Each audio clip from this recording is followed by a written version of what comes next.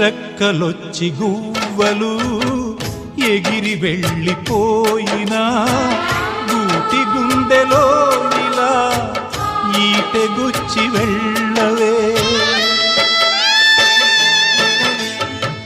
ముళ్ళ చెట్టు కొమ్మలైనా ఎంత పైకి వెళ్ళినా తల్లి వేరుపైనా కత్తి దూసి ఉండవే.